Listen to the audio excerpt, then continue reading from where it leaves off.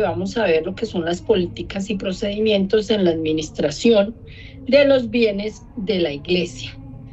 Vean ustedes que a la luz del Canon 1254, parágrafo primero, la Iglesia puede adquirir, administrar o enajenar los bienes parroquiales para alcanzar sus propios fines.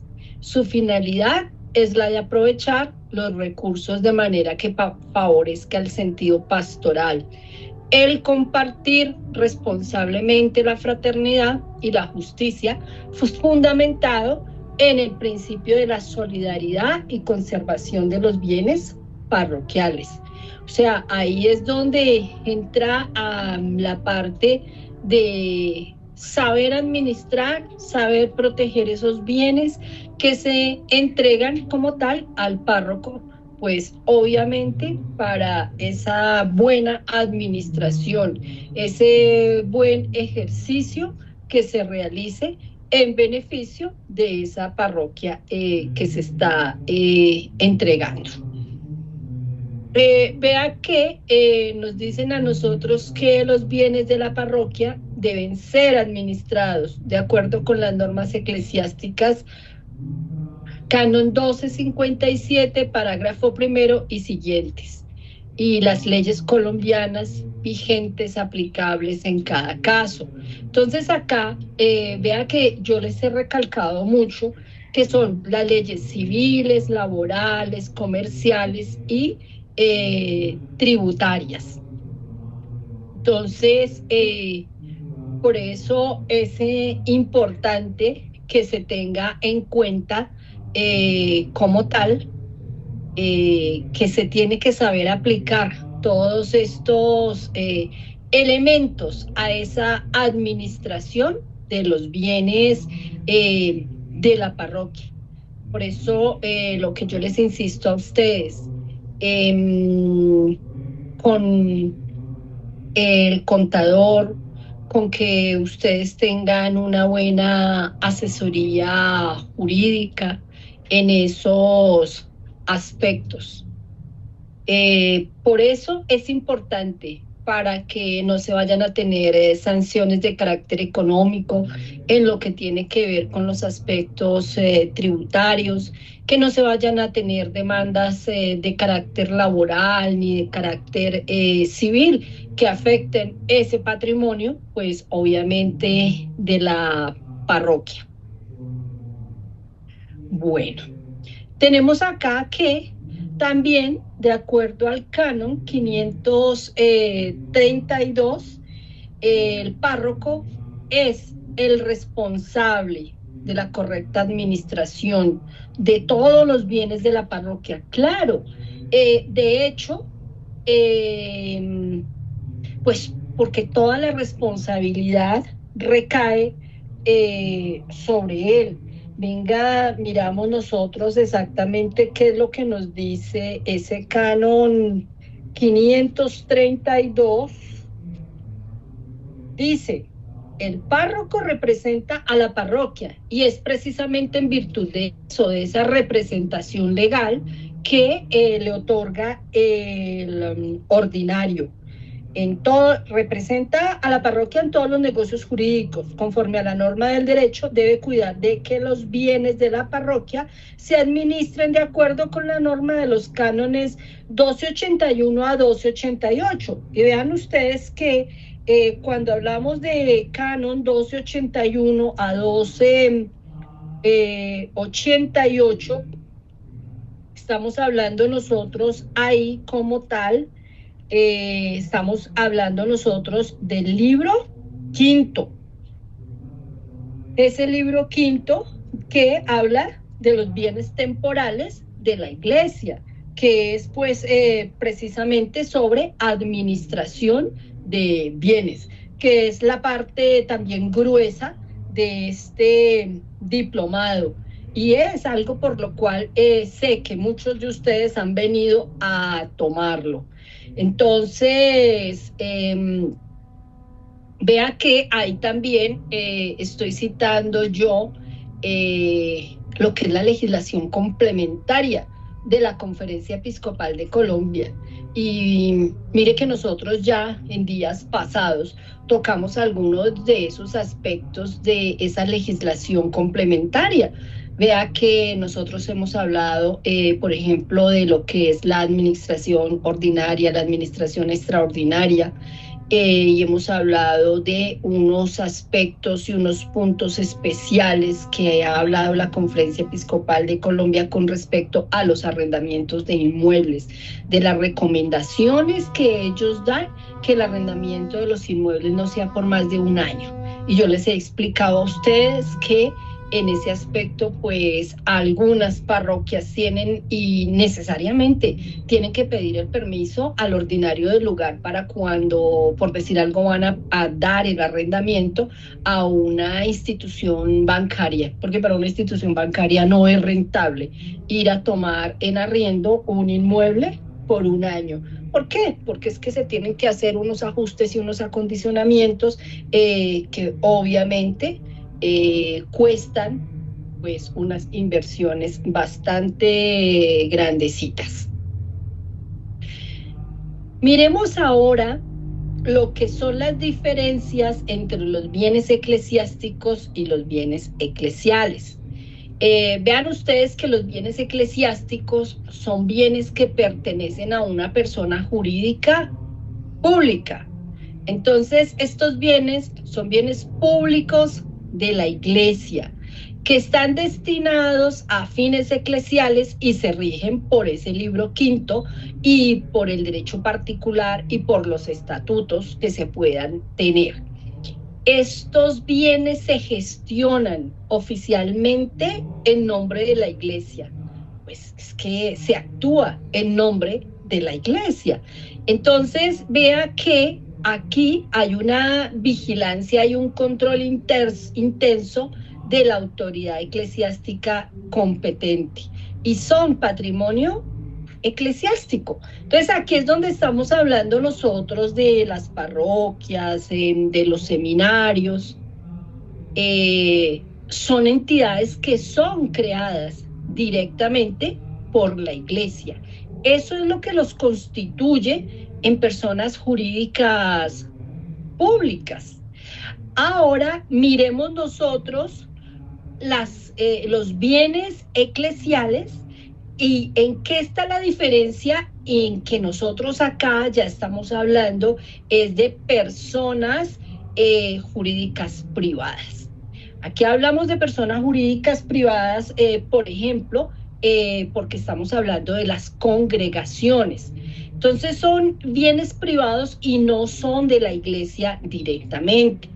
Están destinados a fines eclesiales, se rigen por estatutos, salvo excepciones, lo que nos contempla a nosotros el Canon 1257 en su parágrafo segundo, y aquí no gestionados oficialmente en nombre de la Iglesia, porque no actúan en nombre de ella. Miren ustedes lo que les digo, una congregación. Pensemos nosotros en una congregación religiosa que haya sido creada, pero que tenga como fines,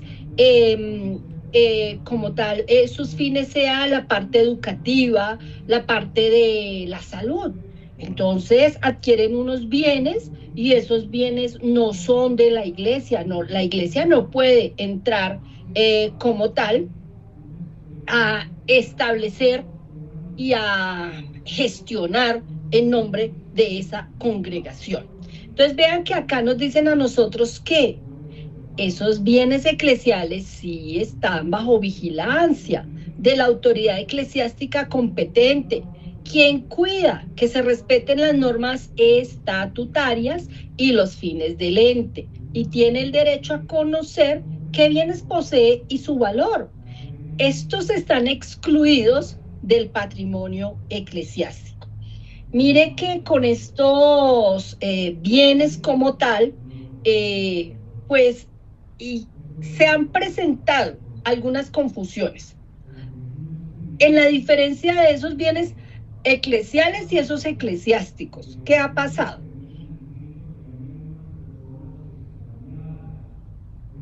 Sucede que las comunidades eclesiásticas no, o sea, consideran que ellos no tienen por qué ser supervisados por esa autoridad competente.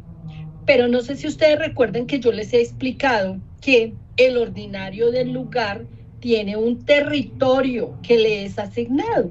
Y en ese territorio, entonces, fungen como tal algunas comunidades religiosas a las cuales él les da permiso de establecimiento.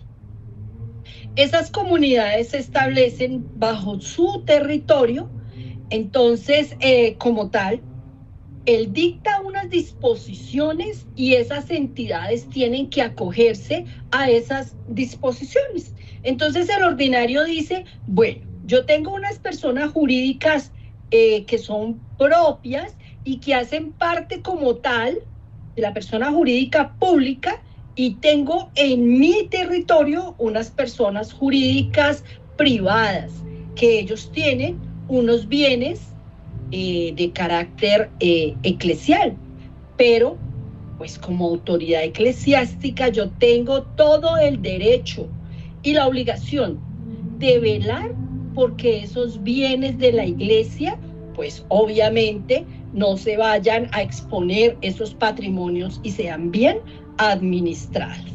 Al ser bien administrados, entonces el ordinario puede dictar una normativa y dice, bueno, yo voy a establecer una oficina de personas jurídicas.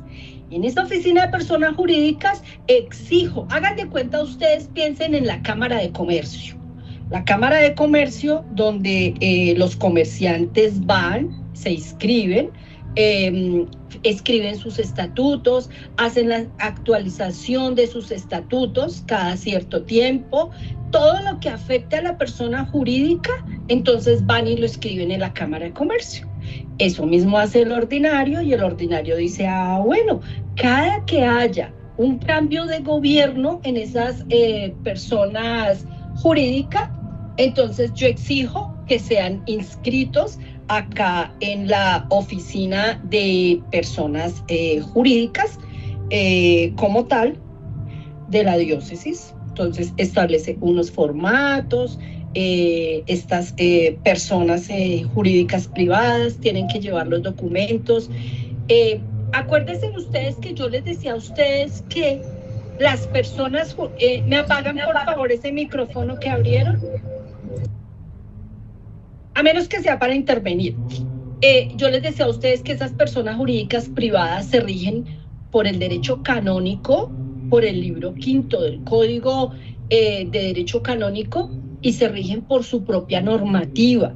Y dentro de la propia normativa les he citado yo a ustedes unas constituciones, y les he dicho que estas personas jurídicas privadas pueden ser de derecho diocesano o de derecho pontificio, con reconocimiento que viene directamente desde Roma. Entonces, además de estas constituciones, tienen algo que se llama la regla de vida, y tienen como tal que ellos hacen unos capítulos cada cierto periodo. Hay algunas que los hacen cada 6 años y otras que lo hacen cada 12 años. Entonces, a través de ese capítulo dictan también unas normas, y esas normas son las que los rigen y las que hacen respetar. Pero no por eso quiere decir que no están obligadas a cumplir el mandato especial y la normativa que tenga el ordinario del lugar establecido en su territorio. Entonces es importante que tengamos en cuenta esos dos aspectos importantes: cuáles son los bienes como tal eclesiásticos y los bienes eclesiales dentro de la iglesia. Eso es una pregunta de examen, y por eso es importante que eso quede muy claro, precisamente para los canonistas y para ustedes que están haciendo este diplomado.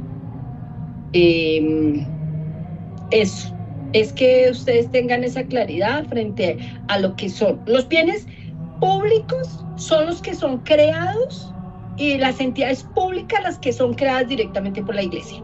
las parroquias, los seminarios. En cambio, las privadas son precisamente las comunidades religiosas, los institutos de vida consagradas. Entonces, esas son las diferencias. Ambos tienen derecho como tal a adquirir bienes, administrarlos, enajenarlos. ¿Por qué? Pues porque eso es una regla de mandato general del derecho, y no solamente del derecho canónico, sino también del derecho civil. No olviden estatutos, normas, las constituciones en las entidades privadas, constituciones, reglas de vida, todo lo que tiene que ver con los capítulos, que de los capítulos también sale una normativa. ¿Cómo, ya, padre Julián, regáleme un segundito, cómo se pronuncian en estas entidades? A través de actos administrativos. Esos actos administrativos, entonces, son unos decretos. Entonces, ahí tenemos nosotros que esa es la forma en que los superiores se pueden pronunciar. Señor, lo escucho, padre.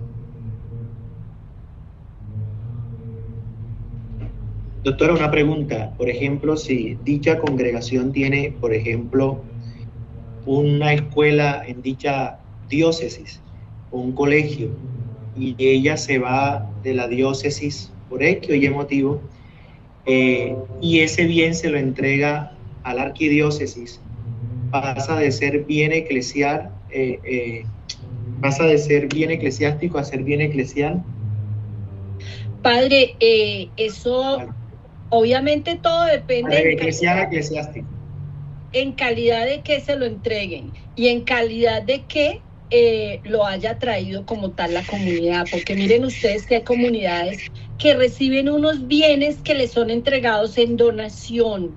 Entonces hay que mirar qué requisitos les exigieron a ellas cuando les entregaron esa donación. Si les dijeron, yo les entrego a ustedes este predio en donación, pero para que funcione un colegio, y las condiciones son estas, estas y estas. Entonces, ahí es donde yo les digo a ustedes, cuando se va a recibir una donación, hay que mirar cuáles son las condiciones y cuáles son las características. No solamente una donación, sino de pronto como tal, un legado por un testamento que haya quedado. Entonces, dependiendo de eso, es cómo va a cambiar esa condición. Pero claro que si entra como tal al patrimonio de la diócesis, entonces cambia de ser un bien eclesial para pasar a ser un bien eclesiástico. Si las condiciones se mantienen, digamos que fue para un fin educativo y se lo entregan a la iglesia particular, claro, se convierte en bien eclesiástico, pero tiene que ser fiel a la condición que se pactó un inicio a ese bien, ¿cierto? Sí, señor, así es. Por eso uno tiene que estar muy pegado de lo que dice el documento de donación, la condición que se puso en el momento en que se hizo el testamento para que como tal se entregara ese legado a la institución que estableció como tal el testador. Son aspectos muy importantes y que uno no puede apartarse y tiene que interpretarlos absolutamente bien. Ok. En un caso de que una comunidad religiosa administre una iglesia, una parroquia, sigue siendo un bien eclesiástico.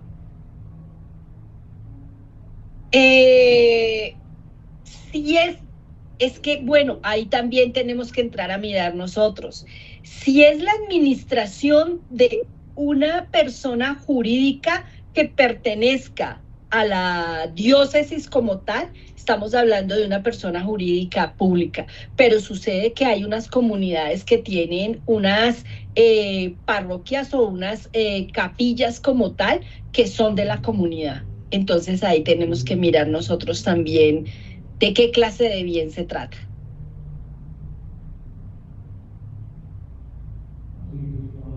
¿Queda claro, padre Julián? Ok, bueno. Una pregunta. Señor, ¿quién me habla? Jesús. Adelante.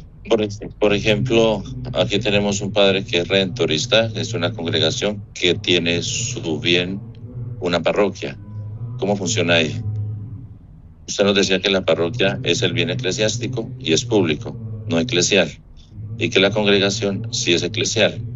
¿Ahí cómo funciona? No, pero a ver, estamos hablando nosotros, una cosa son los bienes y otra son las personas que prestan el servicio para precisamente para esa persona jurídica, porque es que nosotros cuando un padre va de una comunidad, no estamos hablando de persona pública o de persona privada. Yo les estoy hablando a ustedes en este caso. Estoy hablando de bienes inmuebles. Por eso. O sea, por eso. No hablo de la parroquia como comunidad de comunidades, si estamos hablando de los bienes, o sea, sí, de la materialidad. Pero es que su merced me está diciendo que ahí el padre cómo queda. Entonces, no es como el padre cómo queda, sino es el ejemplo que usted nos está colocando. O sea, cómo funciona ahí, en ese bien, que esa parroquia, por ejemplo, la construye la misma comunidad. Y entonces pertenece a una diócesis o a una arquidiócesis. No, es que por eso, no, si la pertenece teológicamente hablando, no estoy diciendo que pertenece jurídica o civilmente o tenga la escritura. Ok, por eso, no. Perdón, ¿cuál parroquia es? No, o sea, no estoy hablando de parroquias en concreto, o sea, digamos que las parroquias que, o sea, o todas las parroquias, por ejemplo, en Colombia, las construyeron las iglesias y después se las entregaron a las comunidades. No. Entonces, a eso me refiero. No, yo conozco parroquias que son de comunidades religiosas, pero fueron construidas por las comunidades religiosas que están prestando el servicio a una diócesis o a una arquidiócesis.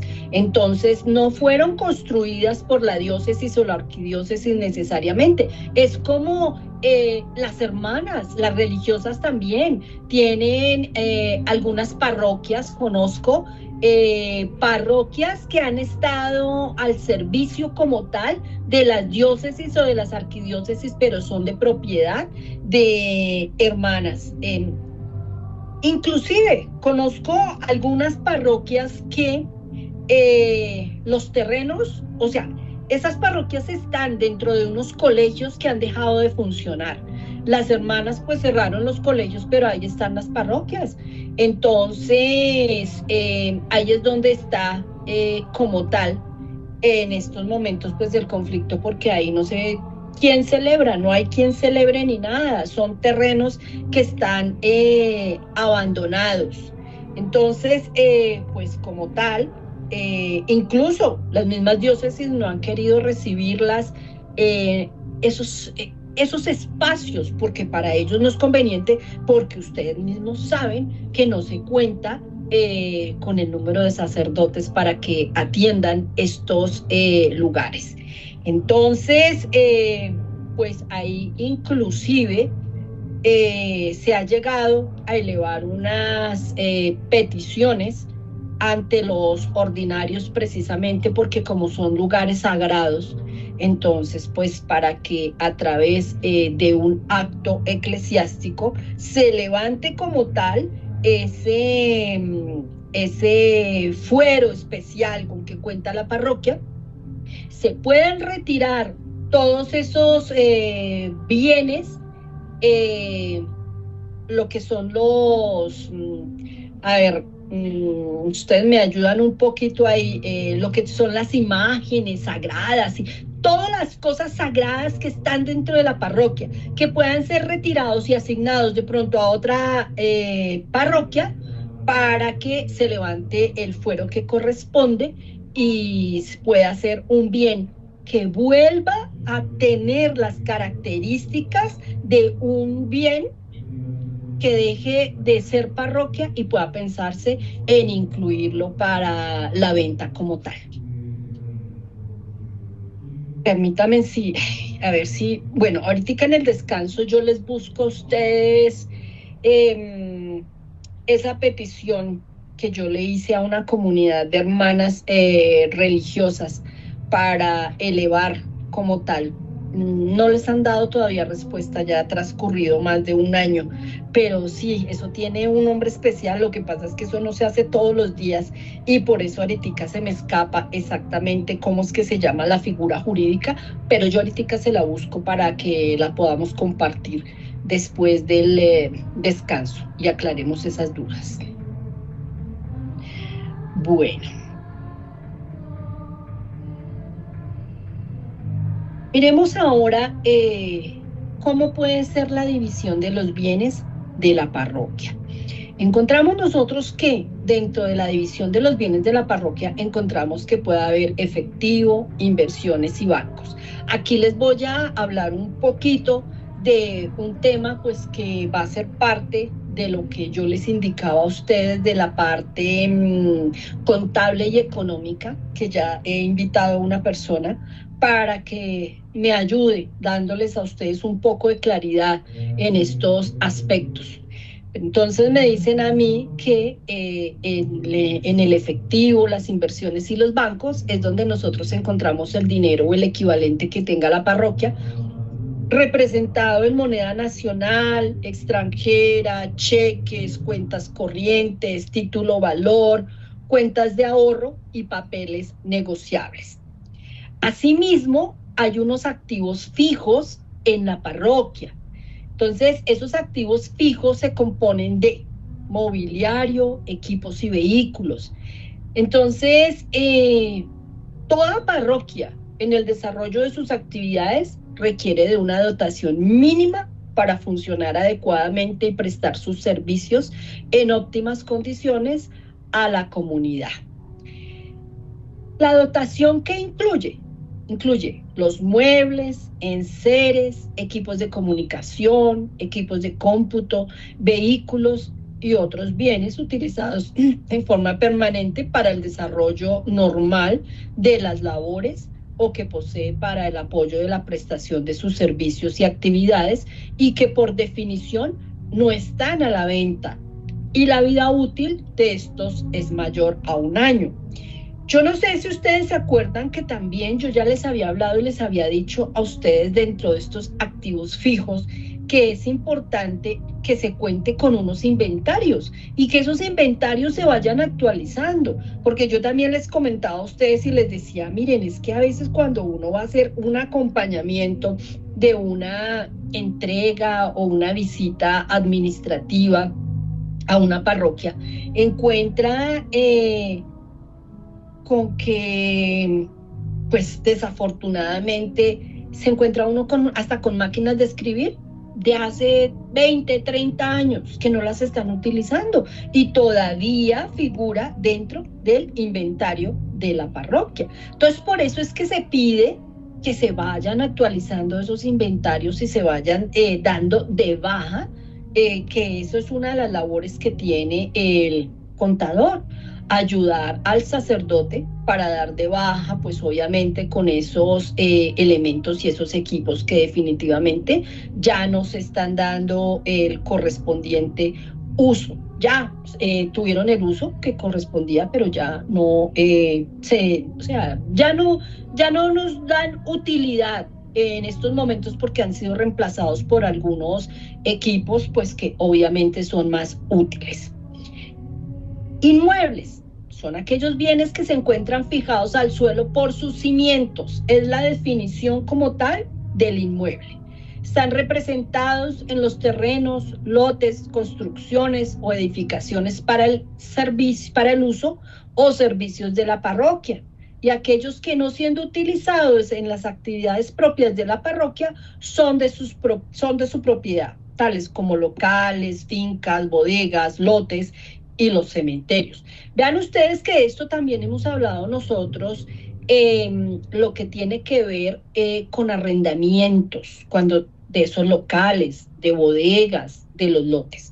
Y vean ustedes que en los cementerios es lo que, alguna forma que tienen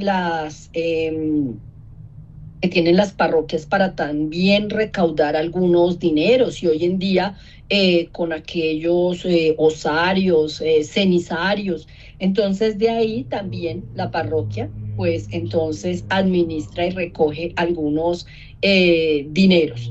Esto, los cementerios parroquiales, pues ya hoy en día es más que todo a nivel rural.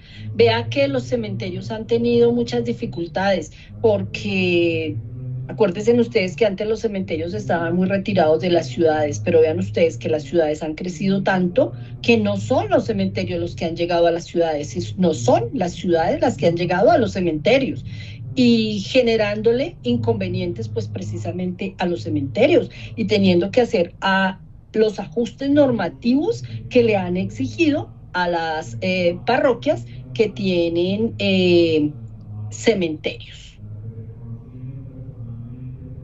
Bueno, dentro de otros bienes encontramos nosotros las obras de arte, que también ya nosotros mencionamos este tema, algunas obras de arte que desafortunadamente han desaparecido de las parroquias, unas obras de arte de mucho valor, otros bienes como lo que yo les decía ahorita, de esas congregaciones religiosas que tienen la posibilidad de celebración de un sacramento, pero precisamente porque cuentan con la autorización del ordinario del lugar.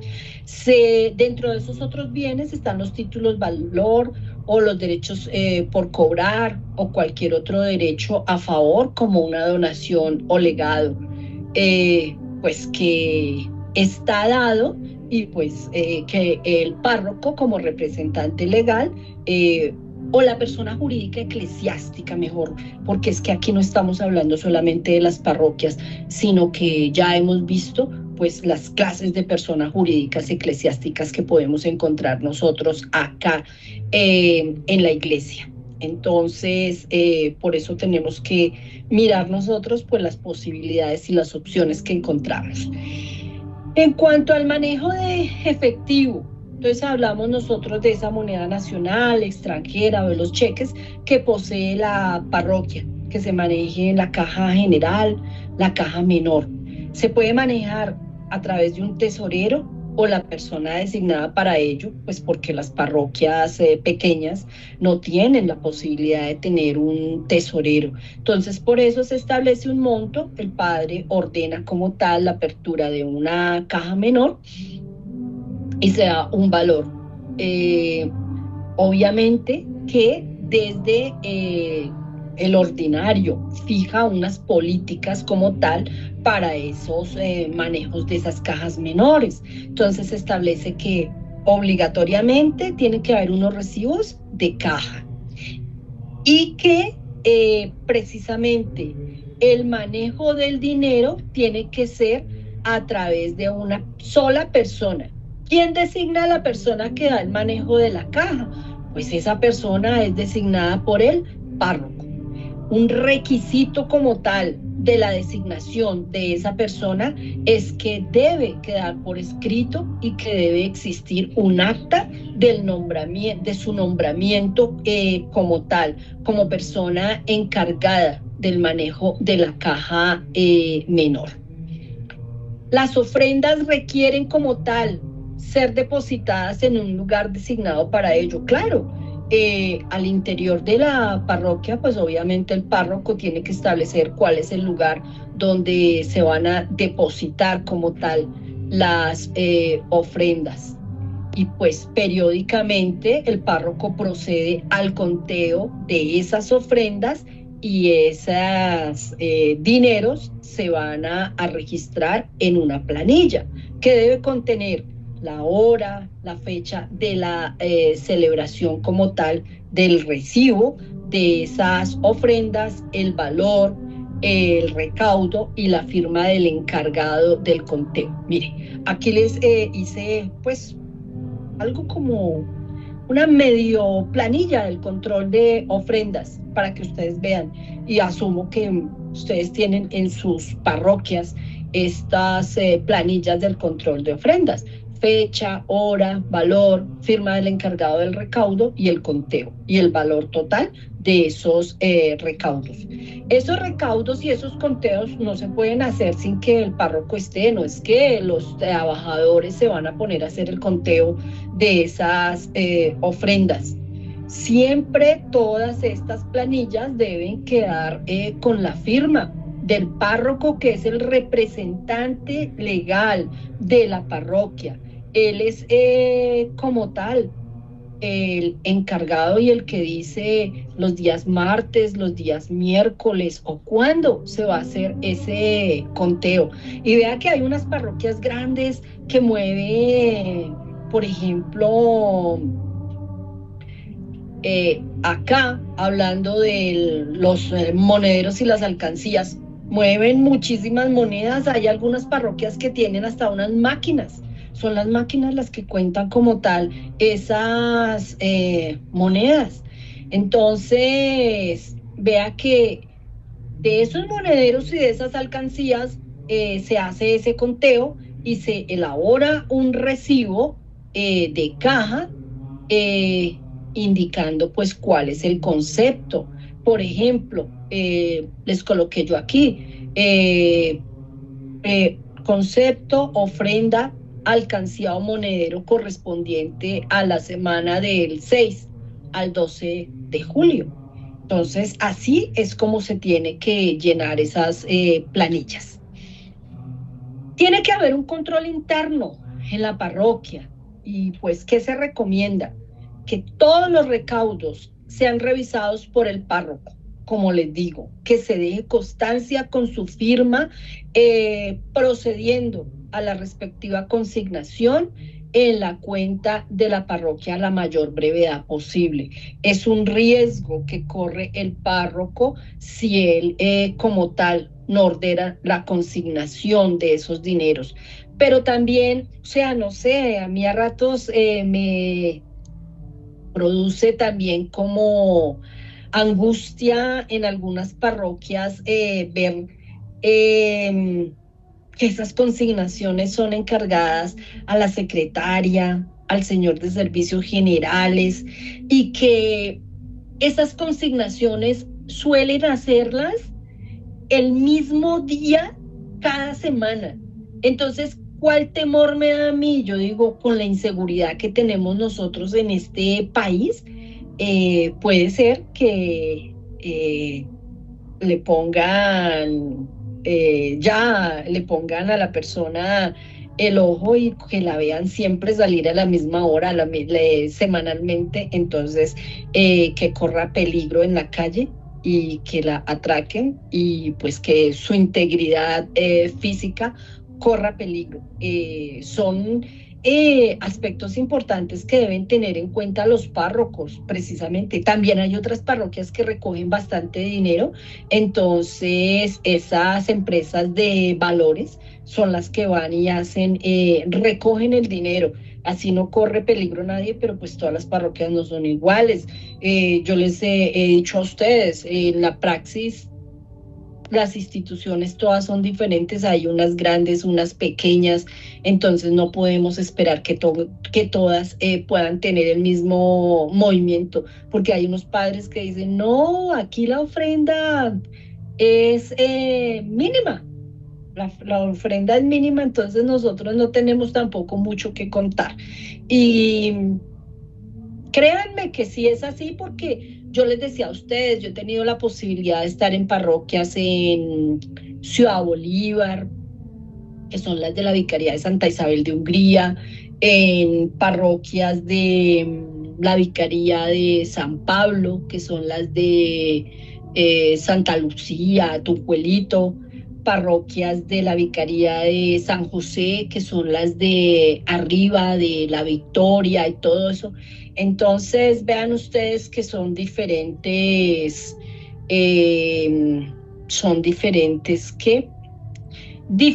sitios, pero hay unas, por ejemplo, en Ciudad Bolívar, hay unas parroquias que son muy pobres, así como hay otras parroquias que son grandes y que definitivamente tienen unos ingresos importantes. Entonces, pues uno más o menos sabe las dificultades que tienen algunos párrocos. Bueno, miremoslo en el caso de las colectas especiales. Los recaudos de las 7 colectas especiales: Comunicación Cristiana de Bienes, Viernes Santos, Buen Pastor, el Óbolo de San Pedro, Migrantes Desplazados y Misiones y la colecta zonal. Estas deben ser entregadas en su totalidad y con prontitud en la tesorería de la vicaría episcopal respectiva, preferiblemente mediante consignación, cheque o transferencia bancaria. Vean ustedes que ya se ha dejado mucho de hacer esos movimientos de dinero en efectivo. Entonces, por eso es más práctico, inclusive sí, para la vicaría que se haga la transferencia, sí, a través puede ser de cheque o de la consignación. Carlos, señor. Profe, buenas noches y buenas noches a todos. En este punto que usted nos está indicando de las colectas especiales, pues hay algo, doctora. Por ejemplo, acá está muy aplicado al caso de Bogotá, porque como hay unas colectas que son, digamos, universales, otras de la Iglesia Nacional y otras diocesanas, entonces quizás en las diócesis hay variaciones. Por ejemplo, allí faltaría Dona Nobis, más las que en las diócesis, pues los señores obispos han estipulado como especiales o imperadas. Tienes toda la razón, muchísimas gracias. Lo mismo que en el caso de Martica, no sé qué clases de colectas tengan allá en Estados Unidos. Entonces, muchas gracias por esa aclaración. Gracias, Carlos. Bueno. Miremos ahora en el caso de la bancarización. Pero esto de la bancarización, esto sí considero que es a nivel nacional, porque esto es un servicio del sistema financiero formal. Aquí hablamos nosotros de cuentas bancarias, créditos, seguros y plataformas digitales. Entonces, su objetivo es promover la inclusión económica, reducir la dependencia del efectivo y facilitar el control tributario.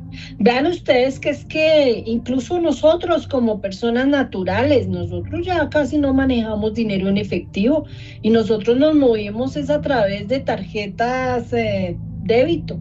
Y así es que nos controlan también a nosotros para saber qué cantidad de dinero movemos. Mire que acá en este caso hablamos nosotros también de lo que son las normas internacionales de información financiera, las NIF, que ha sido algo no tan fácil de asumir, y de eso les irá a hablar a ustedes esa persona que les he dicho, que les va a hablar de esa parte contable. Estas sirven para justificar el lenguaje contable y la presentación de estados financieros a nivel mundial, garantizando transparencia, credibilidad y facilitando la inversión internacional. Vean ustedes que a los sacerdotes mayores les ha costado muchísimo, pero muchísimo trabajo hacer los ajustes de estas normas internacionales. Muchos de ellos manejaban el dinero de la parroquia, pues obviamente sin tanta exigencia. Ellos podían comprarle al señor de la carretilla las verduras, las cositas así, pero con las NIF no, porque ya se les empezó a exigir que tenían que acompañar el comprobante de egreso, de la factura. Entonces fue muy complicado esta transición y poderles hacer entender a ellos que era una obligación, no un capricho de la iglesia, sino una obligación como tal. Para los contadores no ha sido una actividad nada sencilla. explicarles a ellos para que comprendan esa transición de lo que fue el manejo del dinero de bolsillo a pasarse como tal a la bancarización, de dejar de pagarle a sus trabajadores con esos billeticos que iban recibiendo ellos en la parroquia para pensar en consignarlos y hacerles una transferencia bancaria, porque es que también ahí fue darle seguridad a que al trabajador al salir de su puesto de trabajo no lo fueran a robar. Y como les digo, porque es que hay algunas parroquias que quedan en lugares que no son muy seguros. Entonces, bueno, esa parte sí se la irá a aclarar a ustedes muchísimo mejor esa persona que les comento que la tengo invitada y que ya aceptó mi invitación para venir a compartir con ustedes. Como estamos hablando de un manejo de caja menor, entonces hay unos instructivos para el manejo de esa caja menor. ¿Qué nos indica? Nos indica que la caja menor corresponde a un monto fijo determinado por el párroco para cubrir unos gastos preestablecidos de menor cuantía y según las necesidades de la entidad. Claro, no puede ser que la caja menor todos los meses va cambiando, no. El párroco tiene que decir la caja menor, pues de acuerdo a los gastos que él vea y a los ingresos y al patrimonio de la parroquia. Él dirá, la caja menor de esta parroquia es solamente 200,000 pesos. Otro dirá, no, la caja menor de esta parroquia es de 1,000,000 de pesos. Entonces, todo eso depende, pues, obviamente, de los dineros y los recursos económicos con que cuente la parroquia.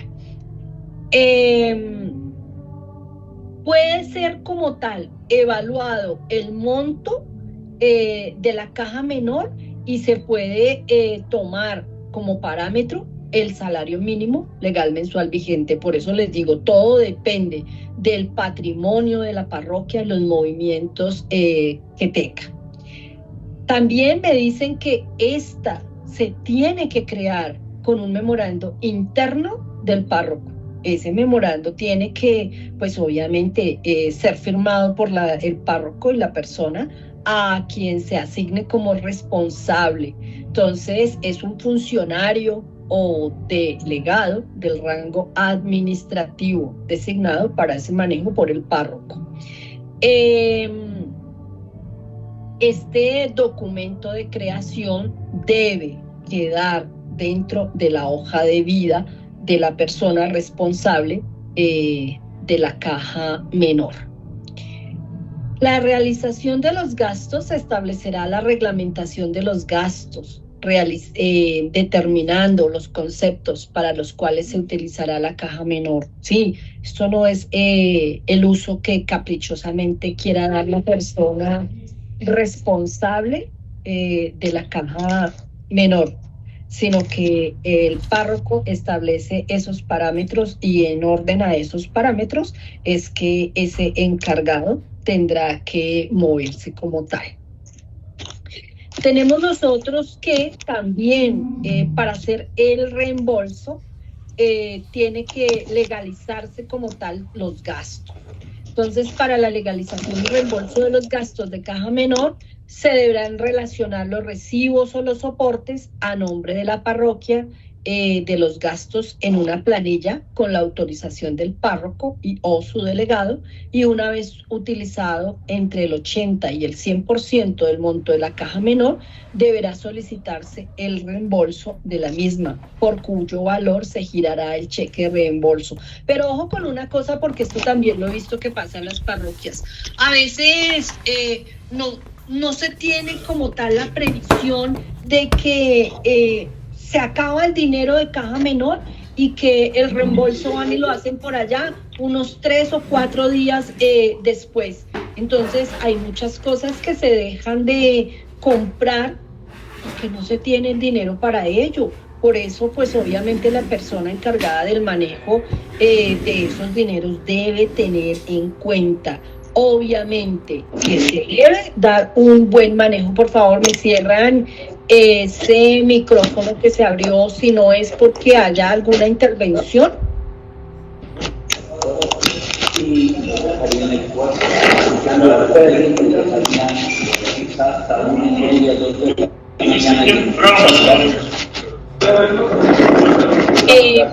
Aquí les estoy dando como un modelo de memorando de constitución del fondo fijo de caja menor. Entonces dice manejo de la caja menor. La caja menor corresponde a un monto fijo determinado por el párroco para cubrir gastos preestablecidos de menor cuantía y según las necesidades de la entidad.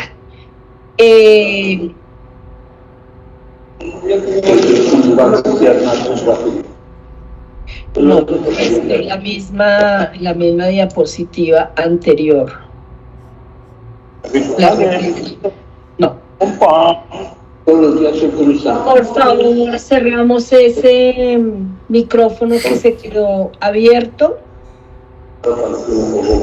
Profesor Merced, ¿le puede dar ahí la opción de cerrar micrófonos en el grupo? ¿Cómo? Jessica, ¿tú me puedes ayudar, por favor, a cerrar esos micrófonos que están abiertos? Ah, muchas gracias. No, todavía está abierto.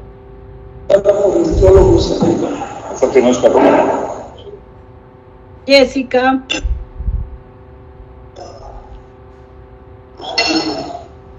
A ver. Vamos. A ver, Juan, ¿qué quieres que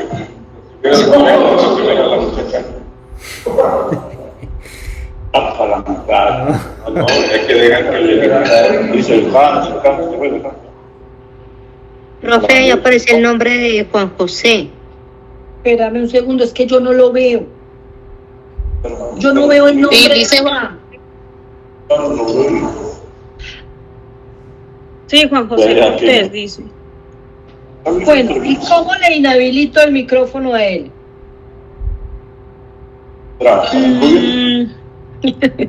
Les recuerdo, profe. Creo ya que le estoy diciendo a Jessica que me ayude. En los 3 punticos, ahí creo que aparece configuración de algo de audio. Ya. Silenciar participante. Muchísimas gracias. Eso. Bueno, entonces vámonos ahora aquí a lo de los bancos. La parroquia deberá contar con una cuenta bancaria, la cual se regirá en su manejo por unas políticas específicas tales como apertura a nombre de la parroquia como una persona jurídica.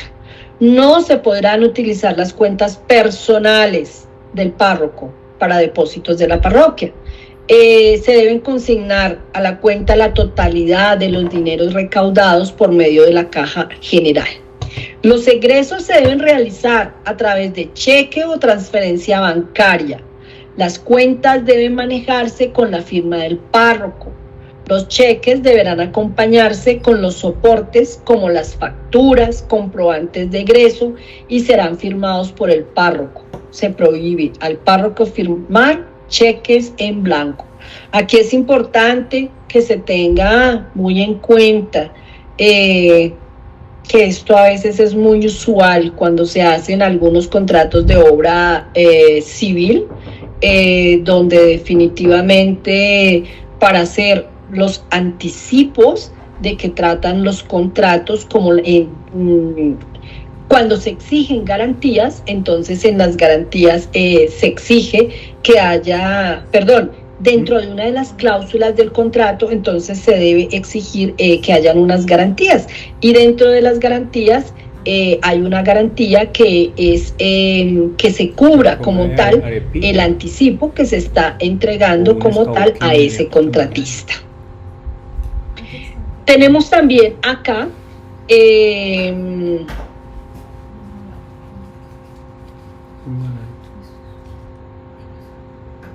que los cheques girados a nombre de personas jurídicas deben contar con un cruce especial. Y ese cruce especial debe decir, páguese al primer beneficiario. Entonces, debe contar con el comprobante de causación que realice el contador. Los cheques girados a personas naturales se entregan directamente al beneficiario o a quien autorice ese beneficiario con un documento escrito, adjuntando la fotocopia de su cédula. La chequera, talonarios, tarjetas débito, token y claves que corresponde a la banca virtual, entonces deberán permanecer en la parroquia y protegidos por el párroco o la persona designada para ello. Pero la única persona que debe hacer el uso de los tokens es el párroco. La secretaria del despacho no tiene por qué hacer el uso del token. Esos movimientos no pueden ser permitidos porque ahí se está poniendo en riesgo el patrimonio de la parroquia. Tratándose de extractos bancarios, entonces se deben solicitar para las conciliaciones y estos extractos bancarios, pues obviamente que debemos contar con unos archivos donde ahí se van a ubicar estos documentos que pues necesariamente pues son utilizados por los contadores. Y vean ustedes que en cualquier momento la parroquia puede tener necesidad de confrontar algún gasto y para eso se requieren esos extractos bancarios. Entonces, bueno, es lo que tengo hoy para compartirles a ustedes y nos vamos a ir al descanso hasta las 7:30 y ahí vamos a volver nosotros a hacer nuestra actividad de sala. Les voy a explicar antes de que nos vayamos qué es lo que vamos a hacer nosotros. Entonces, en esa actividad de sala es donde yo les estoy dando a ustedes el memorando que les mencioné ahorita, que no se lo no se lo leí, sino que se lo voy a entregar para la actividad, que es la fijación de un fondo fijo de caja menor del año 2013 de la Arquidiócesis de Bogotá, donde le estaban entregando pues a una secretaria la caja menor. Entonces ustedes van a leer como tal en sus grupos por sala, van a leer ustedes cuáles son los criterios que se necesitan para el manejo de esa caja menor. Estamos hablando de 15 criterios para ese manejo, pero entonces quiero pedirles a ustedes el favor que seguido de ese documento como tal, entonces viene una planilla resumen de caja menor. Entonces, así como ustedes realizaron la actividad del otro día, van a realizar esta donde ustedes van a hacer la descripción como tal de los gastos de una caja menor. Pero por favor, cada grupo establezca el monto de una caja menor diferente. Puede ser 500, puede ser, acá el formato que les estoy dando es de 500,000 pesos, entonces yo les pido el favor, también ese valor, y trabajenlo ustedes como lo van a trabajar por grupos, entonces cambien ustedes esos valores,